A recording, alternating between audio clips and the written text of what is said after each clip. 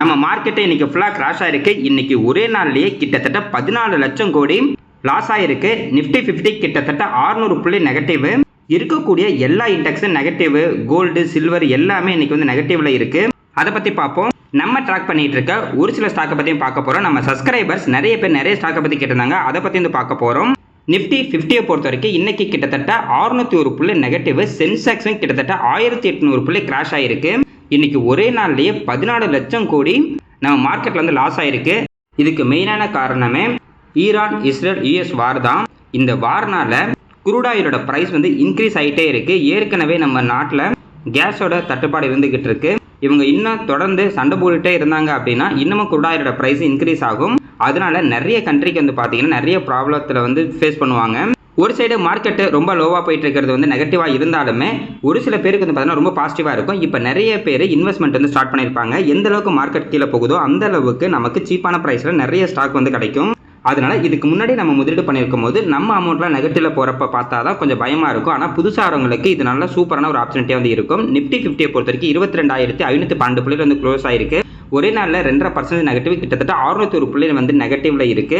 Bank 3% negative, MO defence 4% negative, silver 12% negative, gold 8% negative, auto 3% negative, pharma 2% negative, IT வந்து பார்த்தீங்கன்னா கொஞ்சம் ஃபிளாட்டாக இருந்தது. Mid 150 3.75% negative. இன்னைக்கு மிட் அண்ட் ஸ்மால் கேப் வந்து ரொம்ப அடி வாங்கியிருக்காங்க. நிஃப்டி 50ல டாப் 5 கெய்னர்ஸ்ல HCL Technologies, power grid, Tech Mahindra இருக்காங்க. இன்னைக்கு மேக்ஸிமம் ஐடி செக்டார் இருக்கக்கூடிய ஸ்டாக் தான் ஓரளவுக்கு பாசிட்டிவாக இருந்தாங்க. ரொம்ப நெகட்டிவ் போகாமல் இன்னைக்கு ஐடி மட்டும்தான் வந்து நம்மளை காப்பாற்றிருக்காங்க. டாப் 5 லூசர்ஸில் Titan, Shriram finance, Trent, Jio finance, HDFC life இருக்காங்க. பார்ப்போங்க, இன்னைக்கு ஃபர்ஸ்ட் நாளே மார்க்கெட்டை போட்டு அடின்னு அடிச்சிட்டாங்க. நாளைக்கு இந்த மாதிரி நெகட்டிவ்ல போயிட்டு இருந்துச்சு அப்படின்னா புதுசாக மார்க்கெட்டில் இப்போ வாங்க போகிறவங்களுக்கு ரொம்ப சூப்பரான ஒரு ஆப்ஷன்ட்டியாக இருக்கும். என்ன நம்மளாம் ஏற்கனவே வந்து முதலீடு வந்து பண்ணி வச்சுட்டோம், அதனால கொஞ்சம் நெகட்டிவ்ல போயிட்டு இருக்கு. நம்ம வெயிட் பண்ணுவாங்க. இதுக்கு முன்னாடி வந்து பார்த்தீங்கன்னா கொரோனா வந்தப்பையும் மார்க்கெட் ஃபுல்லாக கீழே போணுச்சு. அதுக்கு அடுத்தது ரஷ்யா உக்ரைன் வார் வந்தப்பையும் ஃபுல்லாக கீழே போனாங்க. யூஎஸ் டாரிஃப் போட்டால் கூட கொஞ்சம் கீழே போயிட்டு மறுபடியும் ரெக்கவர் ஆகிட்டாங்க. அதே மாதிரி இப்போயும் கீழே போயிட்டு கண்டிப்பாக அந்த ரெக்கவர் ஆகும். அதனால் ரொம்ப பயப்படலாம் வேணாம். பார்க்கலாம் இவங்க எவ்வளோ தூரம் தான் கொண்டு போகிறாங்க அப்படின்னு. எஃப்ஐ வந்து பார்த்தீங்கன்னா அதிகமாக வந்து விற்றுக்கிட்டே இருக்காங்க. ருப்பியோட மதிப்பு வந்து பார்த்தீங்கன்னா ரொம்ப கீழே போயிட்டே இருக்கு. இது எல்லாமே சேர்ந்து நம்ம மார்க்கெட்டை கீழே கொண்டு போயிட்டு இருக்காங்க. நிஃப்டி 50 பொறுத்த வரைக்கும் இப்போ நல்ல ஒரு வெயிட்டேஜில் இருக்கக்கூடிய ஐடிசி இன்னைக்கு கிட்டத்தட்ட 3% டவுனு. ஹெச்டிஎஃப்சி பேங்க் வந்து பார்த்தீங்கன்னா 4.89% டவுனு. ஹெச்டிஎஃப்சி பேங்கை பொறுத்த வரைக்கும் இப்போ தான் வந்து பார்த்தீங்கன்னா ரிசைன் வந்து பண்ணியிருந்தாங்க அதோட எம்டி. அதுக்கப்புறம் இந்த ஸ்டாக்கோட ப்ரைஸ் கீழே போயிட்டே இருக்கு. இப்போயும் வந்து மார்க்கெட் கீழே போகிறனாலே ரொம்ப கீழே போயிட்டு இருக்கு. ரிலையன்ஸ் இண்டஸ்ட்ரீஸ் கிட்டத்தட்ட 0.74% நெகட்டிவ். இது மட்டும்தாங்க கொஞ்சம் நெகட்டிவ் அப்படின்னு கம்மியாக இருக்குது. பாரதி ஏர்டெல் 2.33% நெகட்டிவ். இன்னைக்கு நிஃப்டி 50 பொறுத்த வரைக்கும் ரொம்ப அடி வாங்கியிருக்காங்க. நிறைய ஸ்டாக்கோட ப்ரைஸும் கீழே போய்கிட்டே இருக்கு. இப்போ மார்க்கெட் கிராஷ் ஆகுது அப்படின்னா வந்து பார்த்தீங்கன்னா எல்லா செக்டரில் கூடிய எல்லா ஸ்டாக்கும் தான் அந்த கீழே போகும். இது நார்மல் தான். அதனால் இதெல்லாம் நம்ம வந்து பெருசாக யோசிக்க வேண்டாம். பார்ப்போங்க, நம்ம சும்மா இருந்து பார்ப்போம் என்னதான் ஆகுது அப்படின்னு. இது ஃபுல்லாக கீழே தான் போயிட்டு இருக்கோம் அப்படிலாம் கிடையாது. கண்டிப்பாக ரிவர்ஸ் ஆகும். ஆனால் எப்போ போய் ரிவர்ஸ் ஆகும் அப்படிங்கிறது யாருக்குமே வந்து சொல்ல முடியாது, யாருக்கும் தெரியவும் தெரியாது. சில்வர் அண்ட் கோல்டோட ப்ரைஸ் கூட இன்னைக்கு ஃபுல்லாக வந்து கிராஷ் ஆயிருக்கு. சில்வர் கிட்டத்தட்ட 2.5% வந்து நெகட்டிவ், கோல்டு கூட கிட்டத்தட்ட 8% வந்து நெகட்டிவ். சில்வர்லாம் பார்க்கும்போது கிட்டத்தட்ட $95 இருந்துச்சு. இப்போ வந்து பார்த்தீங்கன்னா வெறும் $67 தான் ட்ரேட் ஆகிட்டு இருக்கு. யூஎஸ் மார்க்கெட்லையும் சில்வர் அண்ட் கோல்டோட ப்ரைஸ் கீழே போயிட்டே தான் இருக்கு. நிறைய பேர் சில்வர் அண்ட் கோல்டை வந்து பார்த்தீங்கன்னா லாங் டர்முக்கு வந்து வாங்கியிருப்பாங்க. இது வந்து இன்க்ரீஸ் ஆகிட்டே இருக்கும். அதனால எப்போ மேலே வாங்கலாம் அப்போ நம்ம வாங்கியிருப்பாங்க. இப்போ வந்து பார்க்கும்போது ஒரே நல்ல ஸ்டாக் மாதிரி இதுவும் 12%, 8% வந்து கம்மியாகிட்டு இருக்கு. பார்ப்போம், கீழே போகிற வரைக்கும் போகட்டும். ஆக்சுவலாக மார்க்கெட்டு வந்து இன்க்ரீஸ் ஆகும்போது கோல்டு அண்ட் சில்வரோட ப்ரைஸ் வந்து கீழே போகும். அதே மாதிரி மார்க்கெட்டு கீழே போகும்போது கோல்டு அண்ட் சில்வரோட ப்ரைஸ் வந்து பார்த்தீங்கன்னா அதிகமாகும். ஆனால் இன்னைக்கு அப்போல்லாம் ஆகலை, எல்லாத்தையும் கீழே கொண்டு போக வச்சிருக்காங்க. இதுக்கு முன்னாடி அதாவது போன மாதம்லாம் தங்கம் வாங்கியிருந்தா அதிகமான ரேட்டு கொடுத்து தங்கம்லாம் வாங்கியிருப்பாங்க. இப்போ வாங்கியிருந்தா ரொம்ப கம்மியான ப்ரைஸ் வந்து கிடச்சிருக்கும். பார்க்கலாம், இன்னும் இது கீழே போக போக ரொம்ப நல்லாவே இருக்கும். நிறைய பேர் வந்து பார்த்தீங்கன்னா மறுபடியும் தங்கம் வந்து வாங்க ஆரம்பிச்சிருவாங்க. அடுத்தது பாலிகேப் இந்தியா. இந்த கம்பெனி வந்து பார்த்தீங்கன்னா கேபிள்ஸ் அண்ட் ஒயர் பிஸ்னஸில் இருக்காங்க. ரொம்ப சூப்பரான ஒரு கம்பெனி. லாஸ்ட் ஒரு 35% இந்த ஸ்டாக்கோட ப்ரைஸ் இன்க்ரீஸ் ஆயிருக்கு. இப்போ கொஞ்ச நாளைக்கு முன்னாடி கூட 52 ஹை அப்படிங்கிறத உடச்சிட்டு மேலே போய்கிட்டே இருந்தாங்க. அதுக்கப்புறம் வந்து பார்த்தீங்கன்னா அப்படியே கொஞ்சமாக கீழே வந்தாங்க. இப்போ மார்க்கெட்டிங் கீழே போயிட்டு இருக்கனால அதோட ஹை போயிட்டு இப்போ ஃபுல்லாக வந்து கீழே வந்துகிட்டு இருக்காங்க. கிட்டத்தட்ட 8,724 ரூபாய்க்கு மேலே போயிட்டு இப்போ 6,792 ரூபாய் அந்த மாதிரி தான் வந்து ட்ரேட் ஆகிட்டு இருக்கு. இந்த கம்பெனியோட பி ரேஷியோ பார்த்தீங்கன்னா 39 வந்து இருக்கு. இதுவே இண்டஸ்ட்ரி பி ரேஷியோ 17 இருக்கு.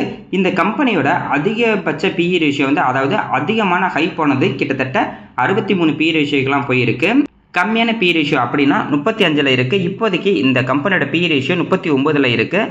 சூப்பரான ஒரு கம்பெனி, நல்ல ஒரு growthல இருக்கக்கூடிய ஒரு கம்பெனி. இதோட பிஜி ரேஷியோ வந்து பார்த்தீங்கன்னா 1.33ல் தான் வந்து இருக்குது. கேபிள்ஸ் அண்ட் ஒயர்ஸ் பிசினஸை பொறுத்த வரைக்கும் நம்ம இந்தியாவில் நல்ல ஒரு growthல இருக்காங்க. இந்த கம்பெனி நல்ல ஒரு growthல இருக்கக்கூடிய கம்பெனி. அவங்களோட ROCE, ROE எல்லாமே வந்து பார்த்தீங்கன்னா கிட்டத்தட்ட 20% மேலே தான் இருக்கும். இப்போதைக்கு அதோட ஹை போயிட்டு இப்போ மார்க்கெட்டே கிராஷ் ஆகிறனால இந்த ஸ்டாக்கோட ப்ரைஸிங் கீழே வந்துகிட்டு இருக்கு.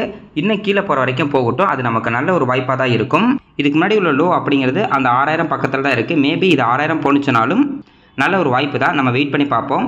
அடுத்தது CDSL, central depository services India Limited. இவங்க டெபாசிட்டரி சர்வீஸில் இருக்காங்க. இந்த கம்பெனி வந்து பார்த்தீங்கன்னா டெபாசிட்டரி சர்வீஸில் சூப்பரான ஒரு growthல இருக்கக்கூடிய ஒரு கம்பெனி. கிட்டத்தட்ட லாஸ்ட் 5 வருஷத்தில் 250% இந்த ஸ்டாக்கோட ப்ரைஸ் இன்க்ரீஸ் ஆயிருக்கு. கரண்ட் ப்ரைஸ் 1131 ரூபாய்க்கு வந்து ட்ரேட் ஆகிட்டு இருக்கு. இவங்களோட மார்க்கெட் கேப் 23,696 கோடியில் தான் வந்து இருக்குது. ஸ்டாக்கோட பி ரேஷியோ பொறுத்த வரைக்கும் 50ல் வந்து இருக்குது. ஆனால் இந்த ஸ்டாக்கோட அதிகமான பி ரேஷியோ அப்படிங்கிறது கிட்டத்தட்ட 75ல் வந்து இருக்குது. இவங்களோட ROCE, ROE, ROICலாம் வந்து பார்த்தீங்கன்னா ரொம்ப சூப்பராக இருக்கும். ரொம்ப சூப்பரான ஒரு கம்பெனி, நல்ல ஒரு growthல இருக்கக்கூடிய கம்பெனி. இவங்களோட இன்ட்ரின்சிக் வேல்யூ கூட 777ல் வந்து இருக்கும். பிஜி ரேஷியோ மட்டும் 2.59ல் இருக்குது. அதே மாதிரி இவங்களோட ப்ரைஸ் புக் வேலையெல்லாம் பார்த்தீங்கன்னா 13ல் இருக்கும். ஏன்னா இவங்களோட புக் வேல்யூ 83 ரூபாய்க்கு வந்து இருக்குது. கிட்டத்தட்ட 1829 ரூபாய்க்கு மேலே போயிட்டு இப்போ வெறும் 1130 ரூபாய்க்கு தான் இந்த ட்ரேட் ஆகிட்டு இருக்குது. இதுக்கு முன்னாடி உள்ள லோ அப்படிங்கிறது 1071ல் இருக்குது. பார்க்கலாம் அந்த லோவை டச் பண்ணிட்டு இல்லை இன்க்ரீஸ் ஆகுதா இல்லையா அப்படின்னு. இருந்தாலும் மார்க்கெட் கீழே போக நமக்கு வந்து நல்ல ஒரு பாசிட்டிவாக வந்து இருக்கும். ஏன்னா அப்போ தான் சூப்பரான கம்பெனியோட ஸ்டாக் வந்து பார்த்தீங்கன்னா நல்ல ஒரு லோ ப்ரைஸில் வந்து கிடைக்கும். அடுத்தது வருண் பிவரேஜ் லிமிடெட். இந்த ஸ்டாக் பற்றி நம்ம சப்ஸ்கிரைபர்ஸ் எல்லாத்துக்குமே தெரியும். நிறைய பேர் வந்து முதலீடு வந்து பண்ணி வச்சிருக்கோம். இன்னைக்கு இந்த ஸ்டாக்கோட ப்ரைஸ் கிட்டத்தட்ட 4.5% வந்து கிராஷ் ஆயிருக்கு. 382 ரூபாய்க்கு வந்து ட்ரேட் ஆகிட்டு இருக்கு. நம்ம சப்ஸ்கிரைபர் வந்து ஒருத்தர் கூட சொல்லியிருந்தாரு 350 ரூபா வந்தால் நம்ம வந்து பார்க்கலாம் அப்படின்ற மாதிரி சொல்லியிருந்தாங்க. பரவாயில்ல, அவங்க சொன்ன மாதிரியே 382 ரூபாய்க்கு வந்துருச்சு. இவங்க வந்து பார்த்தீங்கன்னா சூப்பரான ஒரு கம்பெனி, நல்ல ஒரு growthல இருக்கக்கூடிய கம்பெனி. பெப்சி ப்ராடக்ட்டை இவங்க தான் மேனுஃபேக்சரிங் அண்ட் சேல்ஸ் வந்து நம்ம இந்தியாவில் வந்து பண்ணிட்டு இருக்காங்க. இந்தியாவில் மட்டும் கிடையாது, ஆப்பிரிக்காலையும் ரொம்ப ஸ்ட்ராங்காக இப்போ வந்து உருவெடுத்துட்டு இருக்காங்க. வேலேஷன் படி ரொம்ப சூப்பரான வேலேஷனில் இருக்காங்க. மார்க்கெட் கேப் 1,29,000 கோடிக்கு மேலே இருக்குது. ஸ்டாக்கோட பி ரேஷியோ வந்து பார்த்தீங்கன்னா 44ல் இருக்குது. ஆக்சுவலாக இந்த ஸ்டாக்கோட பி ரேஷியோ 44 அப்படிங்கிறது ரொம்ப கம்மியான பி ரேஷியோ இந்த கம்பெனிக்கு. ஏன் அப்படின்னா கிட்டத்தட்ட 100 பி ரேஷியோக்கு மேலே ட்ரேட் ஆகிட்டு இருந்துச்சு. இப்போ 44 அப்படிங்கிறது ரொம்ப லோ பி ரேஷியோ. லாஸ்ட் ஒரு 5 வருஷத்தில் கொரோனா வந்த டைமில் தான் இவங்களோட பி ரேஷியோ வந்து பார்த்தீங்கன்னா கிட்டத்தட்ட 40க்கு கீழே போணுச்சு. இப்போ கொரோனா வந்த டைம் அளவுக்கு வந்து பார்த்தீங்கன்னா இந்த கம்பெனியோட பி ரேஷியோ இப்போ வந்துருக்கு. இன்ட்ரின்சிக் வேல்யூ 232ல் இருக்குது. பிஜி ரேஷியோ வந்து பார்த்தீங்கன்னா 1.84ல் இருக்காங்க. இவங்களோட அந்த ROCE, ROE எல்லாமே வந்து பார்த்தீங்கன்னா ரொம்ப சூப்பராக வந்து இருக்கும். நல்ல ஒரு growthல இருக்கக்கூடிய ஒரு கம்பெனி. இதையும் நம்ம வந்து பார்த்தோன்னா நல்ல ஒரு வாய்ப்பாக வந்து பார்த்துக்கலாம். அடுத்தது பிஜி இன்விட்டி, இன்டிகிரிட். இது 2 கம்பெனி வந்து பார்த்தீங்கன்னா இன்வெஸ்ட்மெண்ட் ட்ரஸ்ட்டாக இருக்காங்க. இந்த 2 கம்பெனியுமே வந்து பார்த்தீங்கன்னா பவர் ஜெனரேஷன் டிஸ்ட்ரிபியூஷனில் இருக்கக்கூடிய அசட்டை தான் வந்து மெயின்டெனன்ஸ் வந்து பண்ணிகிட்டு இருக்காங்க.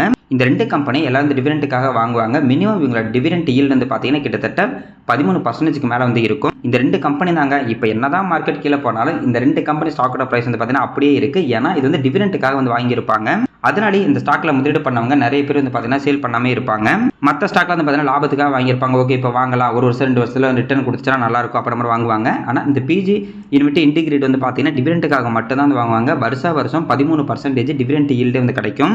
இப்போ ஒரு இண்டெக்ஸ் ஃபண்டில் நம்ம முதலீடு பண்ணும்போது ஆவரேஜாக ஒரு இண்டெக்ஸ் ஃபண்ட் பார்த்தீங்கன்னா வருஷம் 12% இன்க்ரீஸ் ஆகிற மாதிரி வச்சுக்கலாம். ஆனால் அதை நம்ம எப்போ விற்கிறோமோ அப்போ தான் நம்மளுக்கு லாபம் அப்படிங்கிறது வந்து ரியலைஸ் வந்து பண்ணுவோம். ஆனால் இந்த 2 கம்பெனியை பொறுத்த வரைக்கும் நம்ம விற்கணும் அவசியமே கிடையாது. ஜஸ்ட் ஹோல்டு பண்ணால் போதும். வருஷம் 13% டிவிடெண்ட் அப்படிங்கிறது நம்ம பேங்க் அக்கௌண்ட்டுக்கு வந்துடும். அதனால் லாபம் அப்படிங்கிறது ஈஸியாக நம்ம வந்து ரிலைஸ் பண்ணிட்டு போயிடலாம். அதனாலையும் இந்த மாதிரி ஸ்டாக்லாம் வந்து பார்த்தீங்கன்னா யாரும் வந்து விற்க மாட்டேங்கிறாங்க. மேபி இப்போ இந்த 2 ஸ்டாக்கே வந்து விற்றா கூட இன்னும் வந்து ஸ்டாக்கோட ப்ரைஸ் இன்னும் குறைய டிவிடெண்ட் ஈல்டு அப்படிங்கிறது அதிகமாகும். ஏன்னா பிஜின் வீட்லாம் வருஷத்துக்கு ஒரு ஷேர் 12 ரூபா வந்து டிவிடெண்ட் இப்போதைக்கு வந்து கொடுத்துட்டு இருக்காங்க. 100 ரூபாய்க்கு வாங்கினாலும் அதே 12 ரூபா தான் டிவிடெண்ட் வருது. 150 ரூபா இந்த ஸ்டாக்கோட ப்ரைஸ் போகும்போது அதே 12 ரூபா தான் டிவிடெண்ட் கொடுத்தாங்க அப்படின்னா டிவிடெண்ட் ஈல்டுங்கிறது மாறும். இதுவே 90 ரூபாய்க்கு பல 70 ரூபா போகுது, 60 ரூபா போகுது அப்படின்னா வந்து பார்த்தீங்கன்னா டிவிடெண்ட் ஈல்டு ரொம்ப அதிகமாக கிடைக்கும். அந்த மாதிரி வாய்ப்பெல்லாம் நம்ம யூஸ் பண்ணிக்கலாம். இப்போதைக்கு மார்க்கெட் வந்து பார்த்தீங்கன்னா ரொம்ப கீழே இருக்குது. நிறைய டிவிடெண்ட் ஸ்டாக்ஸோட ப்ரைஸ் எல்லாமே நல்லா சீப்பாக வந்து கிடச்சிக்கிட்டு இருக்கு. அதனால் இந்த டைமை நம்ம கண்டிப்பாக வந்து பயப்படாமல் வந்து யூஸ் பண்ணிக்கணும். இது 2மே டிவிடெண்ட் இன்வெஸ்ட்மெண்ட்டுக்கு சூப்பரான ஒரு ஆப்ஷனாக இருக்கும். அடுத்தது பவர் கிரிட் கார்பரேஷன் ஆஃப் இந்தியா லிமிடெட். இவங்க பவர் ஜெனரேஷன் டிஸ்ட்ரிபியூஷன் பிஸ்னஸில் வந்து இருக்காங்க. இந்தியாவோட மிகப்பெரிய கம்பெனி. இவங்க கிட்ட வந்து பார்த்தீங்கன்னா பவர் வந்து ஒரு இடத்துலேருந்து இன்னொரு இடத்துக்கு ட்ரான்ஸ்ஃபர் பண்ணுற பிஸ்னஸில் வந்து பார்த்தீங்கன்னா high voltage current transmission lines வந்து இவங்க கிட்ட வந்து இருக்குது. அதே மாதிரி இந்த கம்பெனி வந்து பார்த்தீங்கன்னா லார்ஜ் பிளாக்ஸ் ஆஃப் பவரை வந்து ஒரு இடத்துலேருந்து இன்னொரு இடத்துக்கு வந்து ட்ரான்ஸ்ஃபர் வந்து பண்ணிக்கிட்டு இருக்காங்க. இந்தியாவோட மிகப்பெரிய கம்பெனி, அது சூப்பரான ஒரு கம்பெனி. இந்த பிஸ்னஸ் வந்து பார்த்தீங்கன்னா கடைசி வரைக்கும் இருந்துகிட்டு தான் இருக்கும். ஏன் அப்படின்னா நம்ம பவர், அதாவது கரண்ட்டை வந்து நம்ம கடைசி வரைக்கும் யூஸ் பண்ணிட்டு தான் இருக்க போகிறோம். இன்னும் போக போக அந்த கரண்ட்டுக்கான தேவை வந்து பார்த்தீங்கன்னா ரொம்ப அதிகமாக இருக்கும்.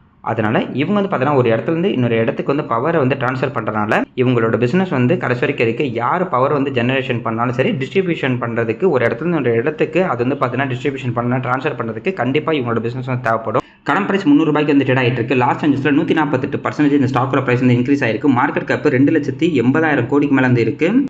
ஸ்டாக்கோட P ratio 18, industry P ratio வந்து பார்த்தீங்கன்னா 17.8 இருக்குது. டிவிடெண்ட் ஈல்டு கிட்டத்தட்ட 3% பக்கத்தில் இருக்காங்க. புக் வேல்யூ 106 இருக்குது. ROC 12%, ROE 17%, ROIC 13%, OPM 82% இருந்திருக்கு. ஓவரால் அந்த பர்சன்டேஜ் சூப்பரான ஒரு பர்சன்டேஜ். இன்டென்சிக் வேல்யூ 148 இருக்குது. பிஜி ரேஷியோ 6.52 இருக்குது. இப்போதைக்கு பிஜி ரேஷியோ வந்து பார்த்தீங்கன்னா கொஞ்சம் அதிகமாக இருக்குது. இது மட்டும் கொஞ்சம் நெகட்டிவாக இருக்கும். டெப்ட் ஈக்விட்டி 1.37 இருக்குது. ப்ரைஸ் டு புக் வேல்யூ பார்க்கும்போது 2.84 வந்து இருக்காங்க. இந்த கம்பெனியோட சிஏஜிஆர் நம்ம வந்து பார்த்தோம்னா சேல்ஸ் growth லாஸ்ட் 10 வருஷத்தில் 10%, ப்ராஃபிட் growth லாஸ்ட் 10 வருஷத்தில் 12%, இது ஸ்டாக்கோட ப்ரைஸ் லாஸ்ட் 10 வருஷத்தில் 14% இருக்குது. அதாவது லாஸ்ட் 10 வருஷத்தில் இந்த ஸ்டாக்கோட ப்ரைஸ் இயர் ஆன் இயர் வந்து பார்த்தீங்கன்னா 14% வந்து இன்க்ரீஸ் ஆகிட்டு இருக்கு. லாஸ்ட் ஒரு வருஷத்தில் 5% தான் ரிட்டர்ன் கொடுத்துருக்கு. ரிட்டர்ன் ஈக்விட்டி பார்க்கும்போது கிட்டத்தட்ட 17% வந்து இருக்குது. இது எல்லாமே சூப்பரான ஒரு பர்சன்டேஜ் தான். அடுத்தது இவங்க வந்து பார்த்தீங்கன்னா வருஷத்துக்கு 3 தடவை வந்து டிவிடெண்ட் கொடுத்துட்ருக்காங்க. 2025 பிப்ரவரி, ஆகஸ்ட், நவம்பர் மாதம் டிவிடெண்ட் கொடுத்தாங்க. இதுவே இப்போ 2026 பிப்ரவரி மாதம், அதாவது பிப்ரவரி மாதம் ஒரு ஷேருக்கு 3.25 ரூபாய் வந்து டிவிடெண்ட் வந்து கொடுத்துட்டாங்க. அடுத்த டிவிடெண்ட் ஆகஸ்ட், நவம்பர் மாதம் வரதுக்கு நிறைய வாய்ப்பு இருக்குது. அதே மாதிரி இவங்க போனஸ் வந்து பார்த்தீங்கன்னா 2023 ஒரு தடவை, 2021 ஒரு தடவை வந்து போனஸ் வந்து கொடுத்துருக்காங்க. மொத்தம் 2 தடவை வந்து போனஸ் கொடுத்துருக்காங்க. நம்மகிட்ட 3 ஷேர் வச்சுன்னா அவங்க 1 ஷேர் வந்து போனஸ் வந்து கொடுத்துருப்பாங்க. இவங்களும் சூப்பரான ஒரு கம்பெனி. இந்த கம்பெனியை பொறுத்த வரைக்கும் ஸ்டாக்கோட ப்ரைஸ் வந்து இன்க்ரீஸ் ஆகிட்டு இருக்கு. டிவிடெண்ட் ஈல்டு வந்து பார்த்தீங்கன்னா நல்ல ஒரு ஈல்டு வந்து கொடுத்துட்டு இருக்காங்க. அடுத்தது டாடா டெக்னாலஜிஸ் லிமிடெட். இவங்க ஒரு டெக்னாலஜி கம்பெனி வந்து இருக்காங்க. இவங்க product development and digital solution வந்து கொடுத்துட்டு இருக்காங்க. டிஜிட்டல் இன்ஜினியரிங் சர்வீஸ் தான் இவங்க வந்து பண்ணிட்டு இருக்காங்க. அதாவது ஒரு சாஃப்ட்வேர் கம்பெனி அப்படி மாதிரி வச்சுக்கலாம். இந்த company automotive, ஏர்ஸ்பேஸு, industrial, heavy machineries, இவங்களோட பிஸ்னஸ் வந்து பார்த்தீங்கன்னா இவி செக்டாருக்கு வந்து நிறைய வந்து இருக்குது. அதாவது இவி செக்டாருக்கு தேவையான ப்ராடக்ட் ப்ளஸ் சாஃப்ட்வேர் சொல்யூஷன் எல்லாமே வந்து கொடுத்துட்ருக்காங்க. இந்த கம்பெனியோட பெரிய அட்வான்டேஜ் அப்படிங்கிறது இவங்க வந்து பார்த்தோன்னா டாடா குரூப் கம்பெனி. ஏற்கனவே டாடா குரூப்பில் நிறைய செக்டாரில் கம்பெனி இருக்குது. அதனால் அவங்களுக்கு தேவையான சாஃப்ட்வேர் எல்லாமே இவங்ககிட்ட இருந்து பார்த்தீங்கன்னா ரெடி பண்ணிக்குவாங்க. எக்ஸாம்பிளுக்கு இப்போ டாடா மோட்டர்ஸ் ஈவிலாம் வருது அப்படின்னா கண்டிப்பாக அதுக்கான சாஃப்ட்வேர் வந்து இவங்களும் ரெடி பண்ணி கொடுத்துருப்பாங்க. அந்தளவுக்கு சூப்பரான ஒரு கம்பெனி. இந்த கம்பெனி வந்து பார்த்தீங்கன்னா இப்போ ரீசெண்டாக வந்து லிஸ்ட் ஆனாங்க. ஆனால் லிஸ்டிங் இன்னும் ரொம்ப சூப்பராகவே இருந்தது. அதுக்கப்புறம் ஐபி வந்து லிஸ்ட் ஆனதுக்கப்புறம் ஃபுல்லாக கீழே போயிட்டு இப்போதைக்கு 57% வந்து நெகட்டிவ் வந்து இருக்காங்க. கிட்டத்தட்ட 1200 ரூபாய்க்கு மேலே இருந்துச்சுங்க. இப்போ வந்து பார்க்கும்போது வெறும் 518 ரூபாய் இருந்துட்டு ஆகிட்டு இருக்கு. அது லிஸ்ட் ஆனதில் இருந்தே இவங்க வந்து கீழே தான் போயிட்டு இருக்காங்க. மார்க்கெட் கேப் 21,000 கோடிக்கு மேலே வந்து இருக்குது. ஸ்டாக்கோட பீரியட் 32, இண்டஸ்ட்ரி பீரியட் 21 வந்து இருக்குது.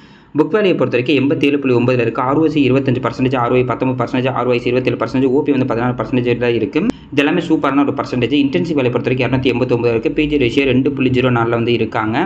அடுத்தது டெப்ட் ஈக்விட்டி 0.07லையும், ப்ரைஸ் டு புக் வேல்யூ பார்க்கும்போது 5.90 வந்து இருக்காங்க. ஓவராலாக இந்த ரேஷியோ வந்து பார்த்தீங்கன்னா சூப்பரான ஒரு ரேஷியோ தான். ஆனால் இந்த கம்பெனியில் என்ன ஒரு பிரச்சனை, இவங்களோட ப்ராஃபிட் அண்ட் லாஸ் ஸ்டேட்மெண்ட்டில் வந்து பார்க்கும்போது இயர் அண்ட் இயர் வந்து பார்க்கும்போது இவங்களோட ப்ராஃபிட் அப்படிங்கிறது அதிகமாகிட்டு இருக்குது. ஆனால் இப்போ லாஸ்ட் 2 வருஷமாக வந்து பார்த்தீங்கன்னா கொஞ்சம் வந்து ஸ்லோ டவுன் ஆகிருக்கு.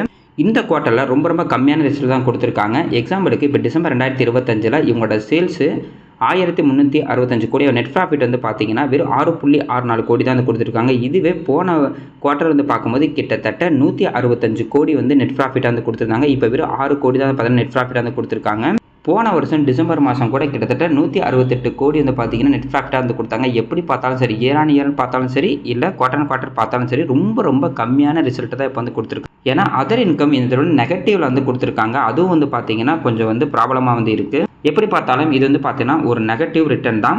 மேபி அடுத்த குவார்ட்டர் இவங்க வந்து நல்ல ரிசல்ட் கொடுத்தாங்கன்னா ரொம்ப நல்லா இருக்கும். ஸ்டாக்கோட ப்ரைஸ் அதனாலேயும் கீழே போயிட்டு இருக்கு. மார்க்கெட் ஏற்கனவே கீழே போயிட்டு இருக்கு. அதனால இந்த ஸ்டாக்கோட ப்ரைஸ்லாம் கீழே போயிட்டு இருக்கு. ஒரே ஒரு பாசிட்டிவ் என்னன்னா இவங்களோட ஷேர் ஹோல்டிங்கில் ப்ரொமோட்டட்டாக 55.21%, எஃப்ஐ வந்து பாருங்க 5.51% இருக்குது. இதுக்கு முன்னாடி 2%, 1%லாம் இருந்துச்சு. இப்போ எஃப்ஐ வந்து கொஞ்சமாக அவங்களோட ஷேர் ஹோல்டிங் வந்து இன்க்ரீஸ் பண்ணிட்டு இருக்காங்க.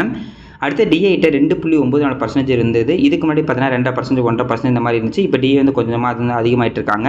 ரீட்டைல் பீப்புள்கிட்ட இதுக்கு முன்னாடி 40% ஷேர் ஹோல்டிங்லாம் இருந்திருக்கு டிசம்பர் 2023. இப்போ வந்து பார்க்கும்போது 36% வந்து பார்த்தீங்கன்னா ரீட்டைல் பீப்புள்கிட்ட வந்து கொஞ்சம் குறைஞ்சிருக்கு. அதாவது 4% குறைஞ்சிருக்கு. இது கொஞ்சம் பாசிட்டிவாக இருக்கும். இன்னும் அடுத்தடுத்த குவார்ட்டரில் இவங்க நல்ல ரிசல்ட் கொடுத்து எஃப்ஐடி வந்து அதை வாங்கினாங்க அப்படின்னா இந்த ஸ்டாக்கோட ப்ரைஸ் ரிவர்ஸ் ஆகிறதுக்கு நிறைய வாய்ப்பு இருக்குது. வெயிட் பண்ணி பார்ப்போம். ஆனால் ஒரு நல்ல ஒரு கம்பெனி தான். இன்றைக்கி திங்கக்கிழமைங்க, ஃபஸ்ட் நாளே மார்க்கெட் வந்து செம்மட்டி வாங்கியிருக்கு. பார்க்கலாம், நாளைக்காவது பாசிட்டிவ் இருந்துச்சுன்னா ரொம்ப நல்லாயிருக்கும். இல்லைனா இப்படியே கீழே கீழே போய்கிட்டே இருக்குது அப்படின்னா கூட நமக்கு நல்ல ஒரு வாய்ப்பாக வந்து பார்க்கலாம்.